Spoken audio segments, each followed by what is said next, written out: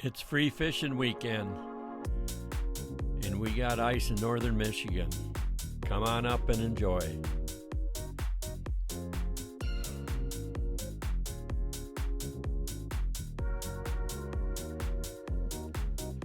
Around Interlaken, Green, Duck, Long Lake, and Lake Leelanau.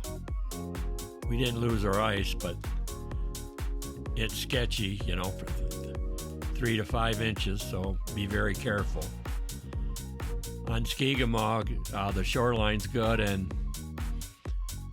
they got 5 inches, and got a couple reports. The bite was pretty slow today. They only got 6 perch that ran from 9 to 12.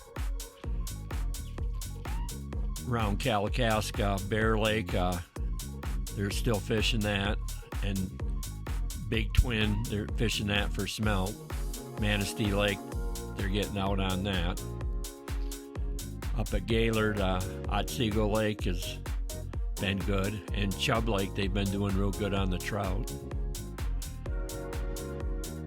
Down around Grayling, Lake Marguerite, they're reporting anywhere from 7 to 9 inches, but the shoreline broke up a little bit, so you have to be careful.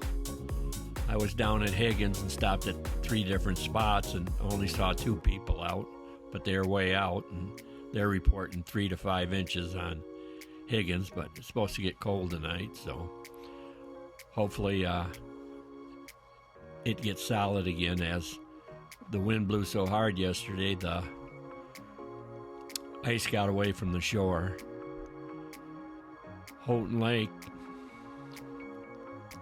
I was off of Flint Road there, and there was a pretty good group of guys out there, about 20 guys off of there. I guess they're catching walleye and pike.